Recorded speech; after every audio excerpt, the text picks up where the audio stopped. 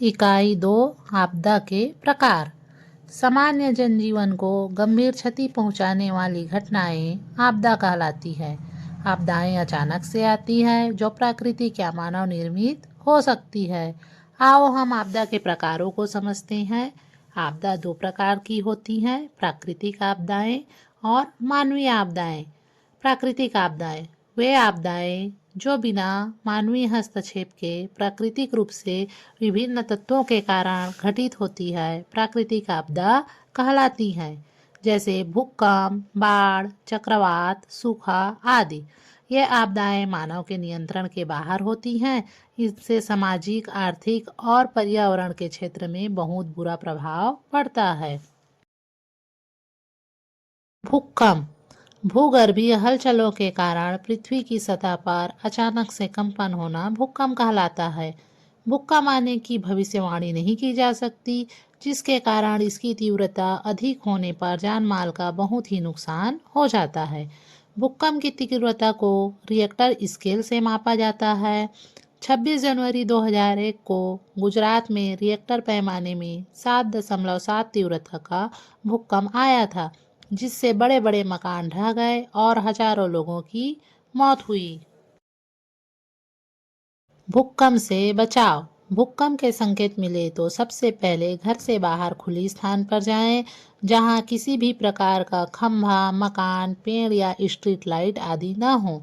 यदि घर से बाहर नहीं निकल पाते हैं तो किसी मेज, बेड या कुर्सी के नीचे बैठ जाएं, खड़े न रहें।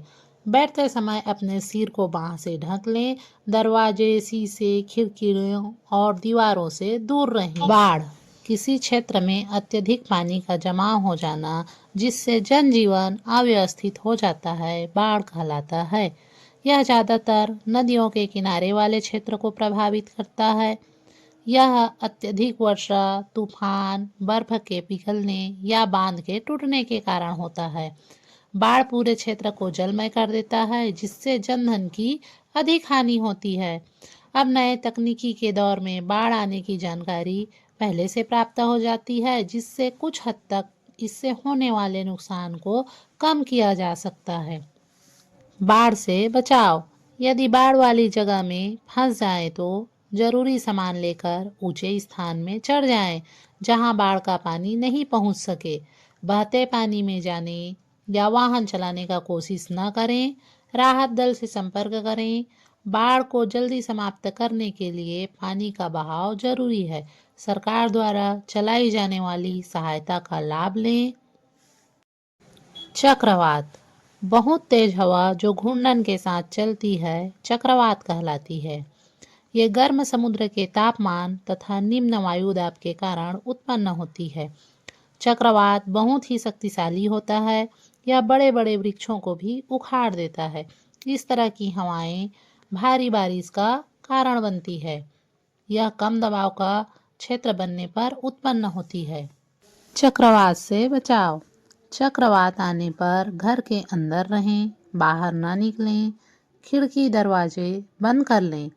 यदि घर से बाहर हों तो बिजली के खंभों या तारों के पास न रहें। किसी दीवार या पेड़ के पास खड़ा ना हो। जल्द ही किसी सुरक्षित स्थान पर पहुंचने का प्रयास करें। सूखा सूखा एक ऐसा प्राकृतिक आपदा है जो कम वर्षा के कारण उत्पन्न होता है। किसी क्षेत्र में लंबे समय तक पानी की समस्या बने रहना सूखा कहलाता है। सूखे से सबसे ज़्यादा प्रभावित किसान होते हैं। सूखा के कारण फसलें बर्बाद हो जाती हैं। सूखा के कारण भूमिगत जल स्तर में भी गिरावट आती है और दैनिक जीवन में भी पानी की समस्या बढ़ जाती है। कभी कभी सूखे का इतना विकराल रूप देखने को मिलता है कि लोग पीने की पानी के लिए मोहताज हो जाते हैं। ऐसे में टैंकरों द्वारा बाहरी क्षेत्र से पानी की आपूर्ति की जाती है। सूखा से बचाव। वाटर हार्वेस्टिंग सिस्टम का उपयोग करके कुछ हद तक सूखे की समस्या से निजात पाया जा सकता है। किसानों को सूखे से बचने के लिए फसल चक्रण का उपयोग करना चाहिए। पानी का उपयोग आवश्यकता अनुसार ही करनी चाहिए। वृक्षारोपण द्वारा सूखा पड़ने की समस्या को रोका जा सकता है। अधिक वृक्ष होने पर मिट्टी में नमी अधिक देर तक रहती है। दैनिक जीवन में भी पानी को बेकार नहीं बहने देना चाहिए। मानव निर्मित आपदाएं। मानवों की गलत गतिविधियों, लापरवाहियों या उनके किसी कार्यों से उत्पन्न होने वाली आपदाएं मानवीय आपदा कहलाती है। यह आपदाएं भी प्राकृतिक आपदा की तरह नुकसान पहुंचाती हैं, लेकिन इन्हें सतर्कता और समझदारी से रोका भी जा सकता है। अग्निकांड। आग का अनियंत्रित रूप से जलना जिससे जनजीवन को नुकसान होता है, अग्निकांड कहलाता है। अग्निकांड अधिकांशतः मानवीय गलतियों की वजह से होता है। अग्निकांड के लिए अधिक सूखे फसल, किसानों की लापरवाही, हाई वोल्टेज तार, ज्वलनशील पदार्थ, पटाखे आदि जिम्मेदार हो सकते हैं। कारखानों में ज्वलनशील पदार्थों का गलत रखरखाव भी अग्निकांड का कारण बन जाता है। आग लगने पर यदि तुरंत काबू नहीं पाया गया तो बहुत नुकसान हो जाता है। यह आसपास के क्षेत्रों में फैलकर बड़ा नुकसान का कारण बन जाता है। इससे निकलने वाली धुएं भी उस क्षेत्र के वायु में ऑक्सीजन की कमी कर देते हैं, जिससे सांस लेने में कठिनाई होती है।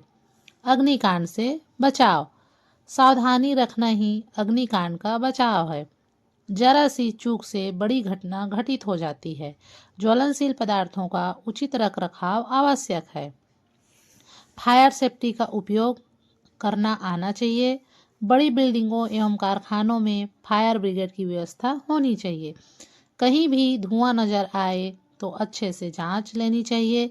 आग लग जाने पर अग्निशामक दस्तों तक तुरंत सूचना पहुंचानी चाहिए। प्रदूषण। आज के परिवेश में प्रदूषण भी एक प्रमुख मानवीय आपदा है। मनुष्य के द्वारा धरती से लेकर अंतरिक्ष तक प्रदूषित किया जा चुका है। प्रदूषण से हवा, पानी, मिट्टी, अनाज सभी प्रभावित हो रहे हैं, जिससे विभिन्न प्रकार की बीमारियां अपना पैर फैला रही है। हवा के प्रदूषित होने से श्वसन संबंधी समस्याएं बढ़ी हैं। पॉलीथीन, कीटनाशकों के अधिक प्रयोग से मृदा भी प्रदूषित हो चुकी है, जिससे खाने पीने की चीज़ों की पौष्टिकता में कमी आई है।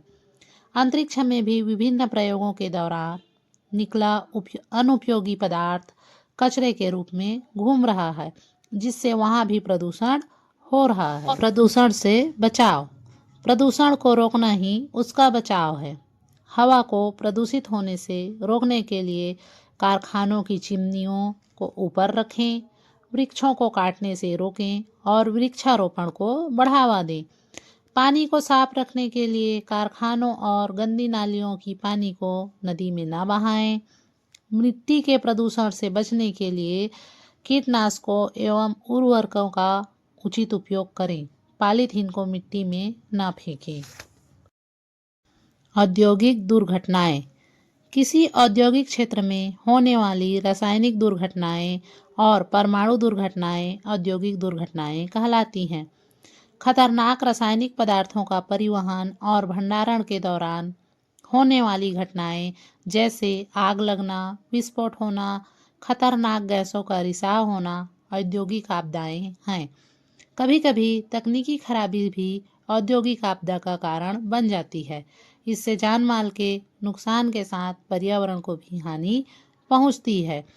इसके प्रभाव स्वास्थ्य पर लंबे समय तक देखने को मिलता है।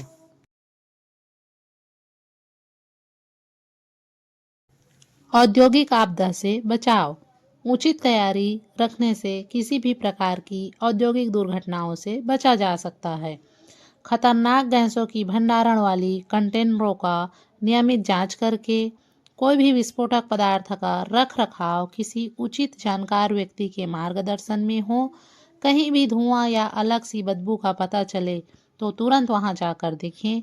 थोड़ी सी सावधानी से बड़ी बड़ी घटनाओं को रोककर जान माल का नुकसान होने से बचाया जा सकता है।